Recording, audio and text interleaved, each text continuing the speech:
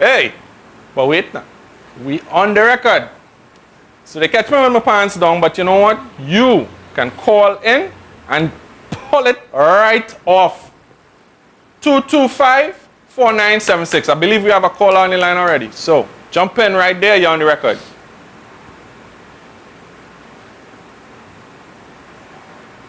We're having a little difficulty with that call. Please stay on the line. I know you need to top up your minutes.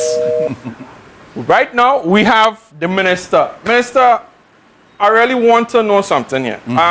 People have accused you of micromanaging sports. They've said that you don't just want to set policy, you want to tell people what to do. Where does Minister Anil Roberts step off of the whole management issue in these different sporting organizations and say, you know what, do your thing. We need to fix these problems, but in the meantime... No. You see, anybody who makes that statement will not understand. I would love, as you see, how I manage the sport company right now, which is an implementation arm of the ministry. Now, many people feel the sport company is separate from the minister and the ministry. Hold on a second, Minister. We have a caller from Belmont. Hello, good night. Caller from Belmont, you're on the record. Hello, good night. Dennis T. Hey, what's up, buddy? How are you? Good. Trying to be That's good. That's good. That's good. This is someone who you would know from back in the day. Okay. All right. So I would like to ask the good honorable Minister Anil Roberts. Minister Roberts, when you came into power 3 years ago, you shared interest in the motorsports fraternity. And it's something I would like to know, what is the Ministry of Sport, the sport company, doing with regards to motorsport in this country? Because it seems like this is what the motorsport fraternity is considering. It seems like the Ministry of Sport, the government, every government that has come past, present, and probably in... They are not interested in motorsport or the development of motorsport in this country at all. Their concentrate is football, cricket, and of course jump on the bandwagon with athletics and swimming and all these sort of things. Why is motorsport being thrown on the back burner for all these years? Look at something. I mean, this is a developing sport. We have people who have born and raised here in Trinidad and Tobago. They are breaking records internationally in motorsport, and yet still, motorsport is not getting the recognition that it rightfully deserves. Okay, let me deal. Thanks, very good. Brilliant. And I like the passion. First and foremost, motorsport, the first time an elite athlete got funding for motorsports, Sheldon Bissessar got since I've been there. Now, very important. He doesn't have now, though.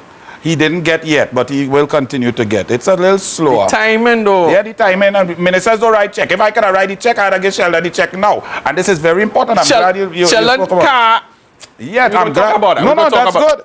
You have to understand, because people don't understand. I heard people talking about Auditor General report, and the Auditor General report deals with the public service, the accounting practices of the public servants, which the ministers have no control over whatsoever. The public service is designed there. They have to follow the Ministry of Finance rules, and under the DPA and the Public Service Commission, they follow that, and they are governed by the Auditor General. Right. No, but what I'm saying is, so Sheldon Bissessar and many payments. One thing I don't like about being a minister, I never owe anybody anything in my normal life. Even my doubles mat, if I don't have money in the morning, it's bother me whole day, and by lunchtime I go and I pay him $12 or the $15 that I owe him. But in this system which tries to look for, which is good, accountability, transparency and so on, but it makes it rather burdensome, rather slow, and people have to wait. For example, Colin Murray and Alvin Cornell asked for sponsorship to go and do a football game, Trinidad and Tobago out in Washington or something. It took 18 months for them to get reimbursed and so on. Motorsport, Sheldon Bissessar first time, and he will continue. We have another man. We have Tanko Bujam. We have lots of people who apply. One of the first things you said as minister was that you were going to look into the issue in Wallafield. Right, correct. That is 2010. Good. 2010, we don't want to take that for the whole program. 2010, we went to Wallafield when we toured it. E-Tech was there. The PNM owed 150 million.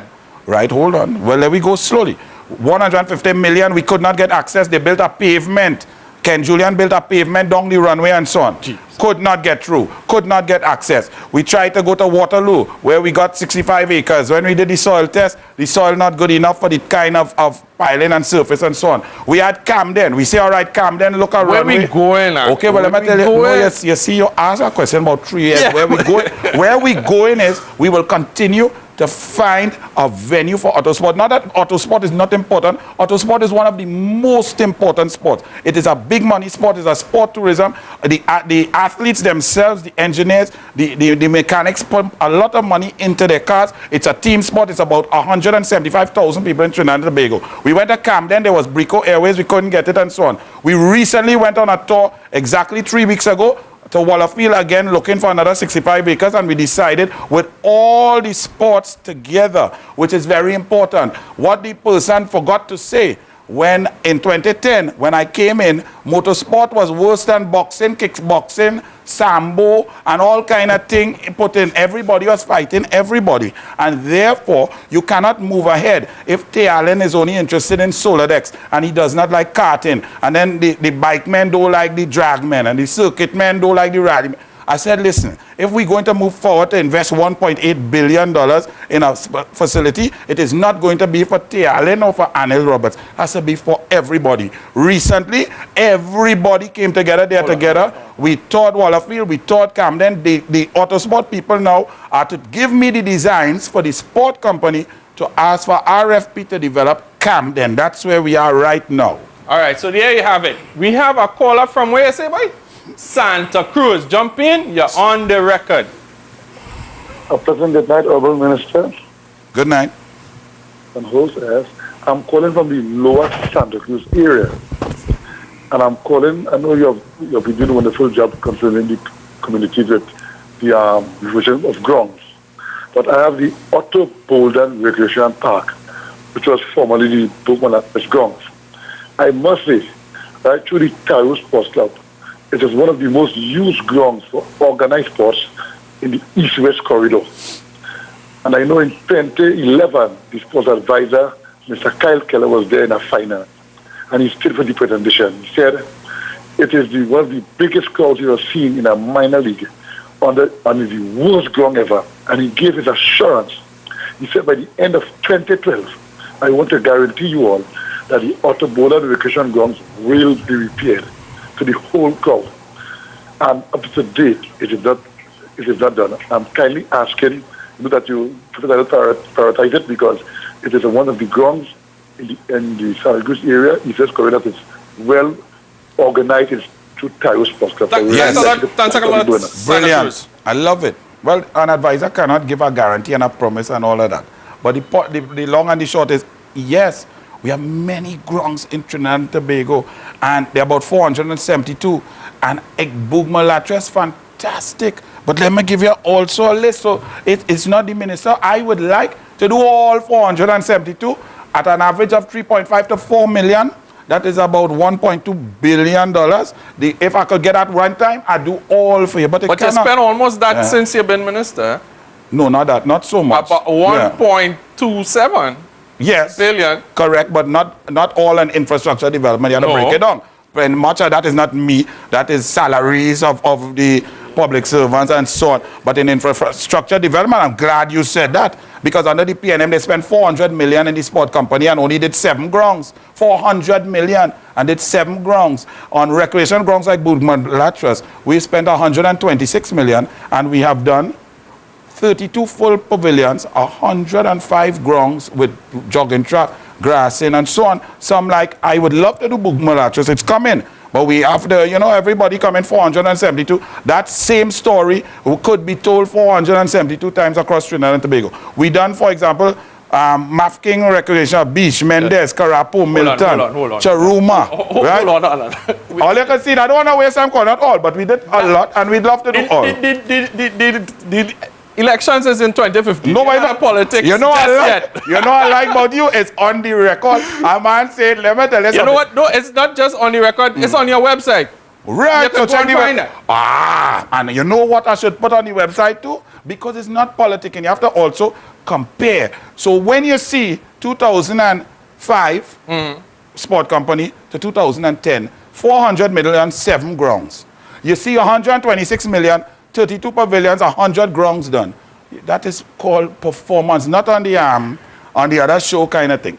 But this is very important. So Boog-Malachrus ground, very important. All the grounds are very important, and we'll try to do it. Somebody on the line again. Sawa, you're on the record.